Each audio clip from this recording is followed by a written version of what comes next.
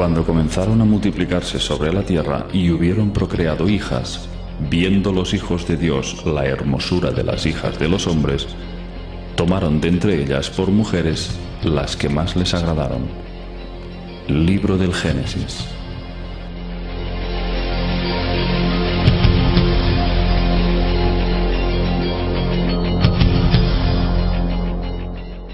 Hace unos 13.000 años, los jóvenes astronautas Anunnaki se sintieron sexualmente atraídos por las hijas de los hombres y tuvieron relaciones carnales con ellas. En los textos se describe como el dios Enlil estaba furioso por la lujuria y el sexo que se había desatado en la Tierra entre Anunnakis y seres humanos. Sus fornicaciones se escuchaban en todos los rincones y sus lamentos perturbaban el sueño de Enlil. Los Anunnaki gozaban de una existencia placentera al lado de aquella raza híbrida que se había convertido en su inseparable compañía.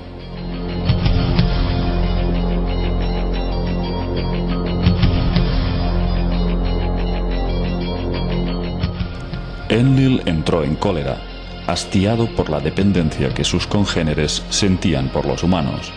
Impotente al no poder controlar la situación, exclamó: «Destruiré al habitante de la tierra que he creado y lo echaré de la faz de la tierra». Pero Enlil no tuvo que idear ningún sistema para aniquilar a la especie humana. Una catástrofe de grandes proporciones se cernía sobre la tierra. Los planes de Enlil se verían materializados pronto y llegarían en bandeja, sin tener que hacer nada. El clima de la Tierra estaba cambiando y se perfilaba una nueva era glacial. Las cosechas se diezmaban, el frío era cada vez más gélido y las lluvias escaseaban. El hambre se extendió por toda la tierra y los dioses Anunnaki, por mandato de Enlil, no ofrecieron ninguna ayuda. Enki proclamaba piedad para los pueblos hambrientos, pero la crueldad de su hermano imperó con mano firme.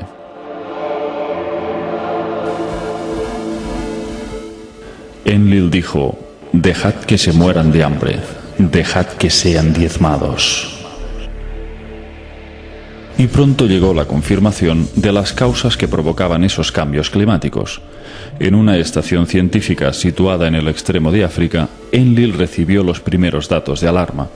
La gran placa de hielo antártica se estaba deslizando peligrosamente hacia el océano. La inestabilidad de los hielos se debía a la atracción gravitacional que ejercía el planeta Nibiru, cuya órbita se aproximaba a la Tierra como hacía cada 3.600 años, pasando entre Marte y Júpiter. En cada paso próximo ejercía unos efectos de desequilibrio terráqueo, tanto a nivel magnético como climatológico. Si en otras ocasiones se habían producido violentos terremotos, en esta ocasión el enorme casquete del Polo Sur que se había creado capa tras capa peligraba de volverse inestable. El peso de la fricción en su base provocó un calor que la atracción de Nibiru podía hacerlo tambalear. Enlil debió de sentir una gran satisfacción cuando la estación científica reveló que una vez la capa de hielo se hubiera desprendido totalmente hacia el océano, provocaría unos oleajes tan grandes que llegarían a sumergir al planeta entero bajo las aguas.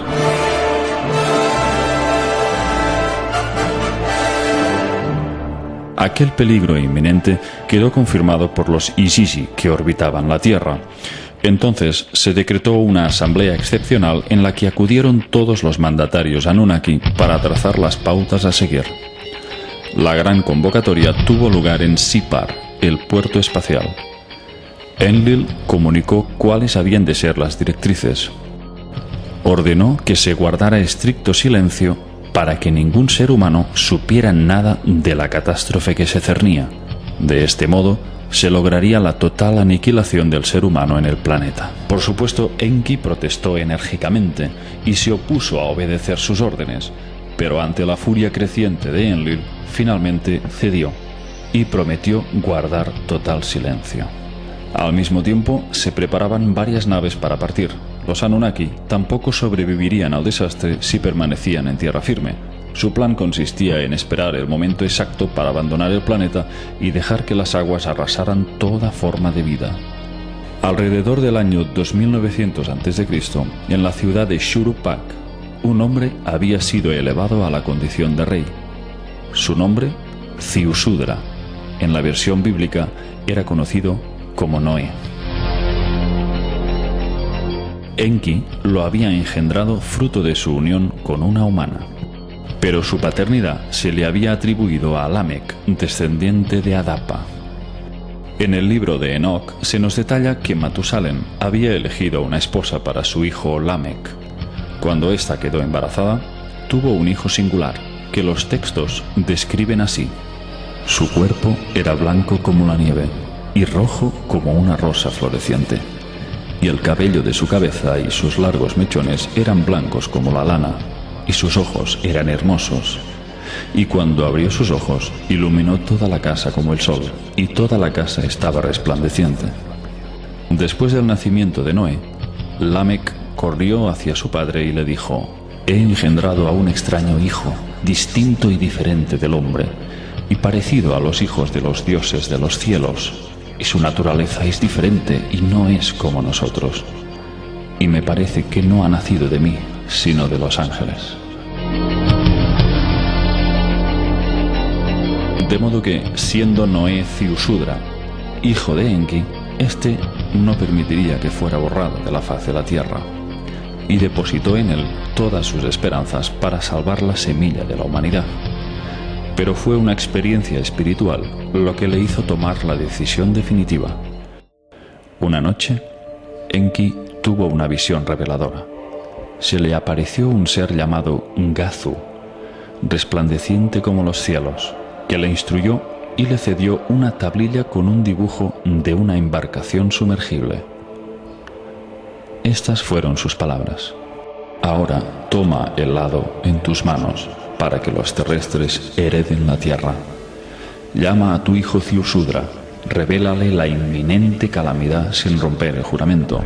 Dile que construya una embarcación que pueda soportar la avalancha de agua, una embarcación sumergible, semejante a la que te muestro en esta tablilla, que se salven él y su familia, y que lleve también la simiente de todo lo que sea valioso, sea planta o animal.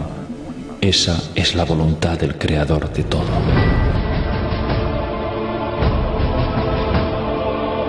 Cuando Enki despertó, vio que aquella tablilla estaba a su lado. No podía entender cómo aquella especie de sueño se había materializado. Cogió la tabla y vio la imagen de aquella embarcación con cada una de sus medidas para construirla. Entonces supo que su hijo Ziusudra era el elegido para salvar a su amada humanidad.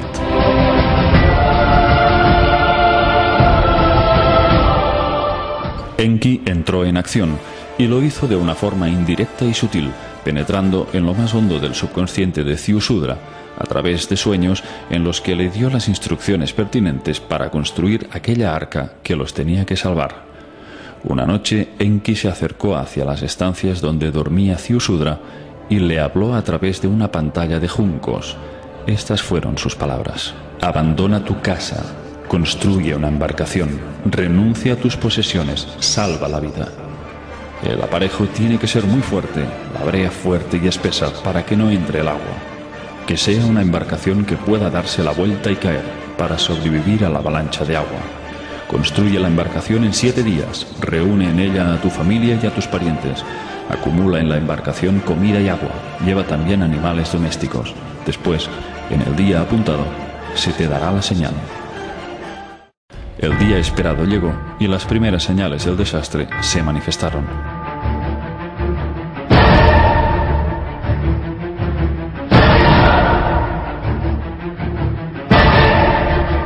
Esta es la narración literal de los textos sumerios. Con el resplandor del amanecer, una nube negra se levantó por el horizonte. La luz de la mañana se convirtió en oscuridad, como si la sombra de la muerte la velara. Después se oyó como un estruendo de truenos y los cielos se encendieron con los rayos.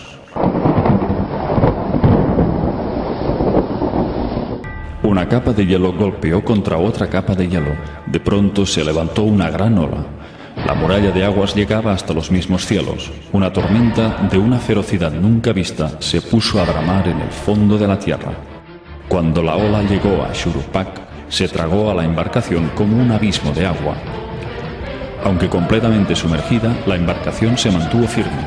No entró siquiera una gota de agua. En el exterior, la ola de la tormenta tomó desprevenida a la gente como una batalla mortal. Nadie podía ver a sus semejantes, el suelo se desvaneció y solo había agua. De pronto las poderosas aguas habían cubierto la tierra firme. Antes de que terminara el día, la muralla de agua, ganando velocidad, arrolló las montañas. Los Anunnaki observaban la dramática escena desde las alturas, a bordo de la nave espacial que se elevaba en los cielos. Todos pudieron ver cómo se extinguía la vida. En ese momento les embargó el dolor de un profundo arrepentimiento. Todos los Anunnaki se dieron cuenta de cuánto habían amado a la Tierra y a la humanidad.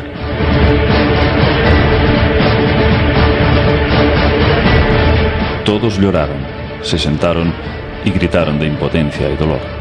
Se escuchaban los llantos de Ninhursag, Ishtar y el resto de líderes Anunnaki.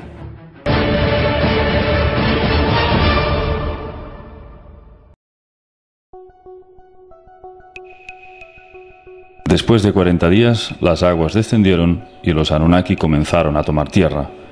Sus naves bajaron sobre el monte Ararat, ya que sus picos fueron los primeros en emerger de las profundidades.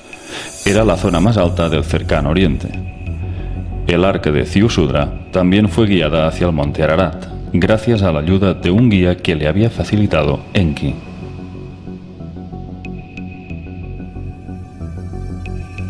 Cuando aterrizó la nave de Enlil, este vio llegar a Ziusudra con su embarcación hacia el monte. Enlil estalló de ira al ver que la semilla de la humanidad se había salvado. No podía tolerar que un pequeño grupo de humanos hubieran sobrevivido. Pero Enki consiguió persuadirle. Le hizo razonar el hecho de que todos los Anunnaki necesitarían el servicio y la ayuda del hombre para reconstruir el nuevo mundo. Entonces Enlil bendijo a Ziusudra y a sus hijos, y les dijo: procread y multiplicaos, y volved a llenar la tierra.